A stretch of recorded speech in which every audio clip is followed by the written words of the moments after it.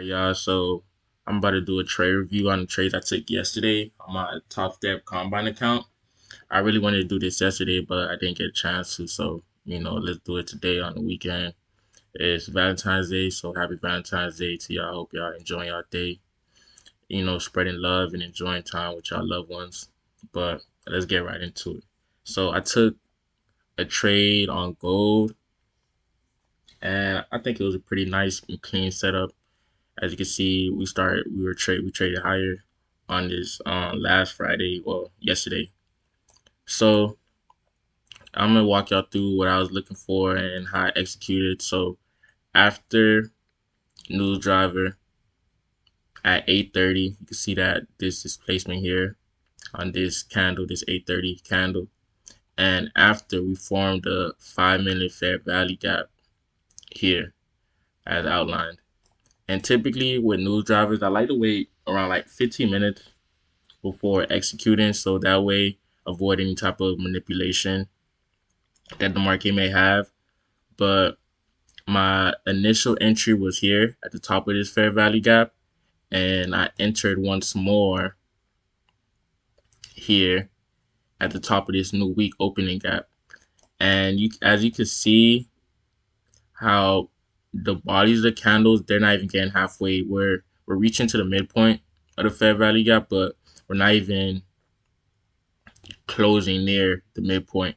So that was a good indication that we'll continue higher and into this new day opening gap. I believe this was from the 11th. Yeah, this was from the 11th. So using prior daily levels with like targets and entries, one of my favorite things to do. And then we also had this true day open at 12 a.m. also holding up price as a form of support. So with that being said, I was looking for long. So it was a nice clean setup. It did take its time, but no matter though. And also you could have also framed this. This was also an optimal trade entry. If you measure this low to this high, your initial entry could have been at this 50% and then 62%. And you would still have the same outcome. But that wasn't the framework that I was using. I was just using fair value gaps, and I wanted to see fair value gaps hold and support, and it did. And that's how I got my setup. And I'm gonna show y'all the top step results too. So real simple day, nothing too complicated. So as you see, days traded 479 on the day, and top step is limiting how many contracts you can trade on gold and NQ. So I was only able to get 2 contracts in, but closed the first one out at 190 and the second one around, I believe this is average, but I think around like 280, if I'm not mistaken.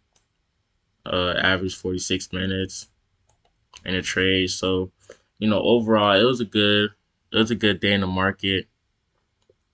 Uh, Nothing too crazy. I kept it real simple and clean.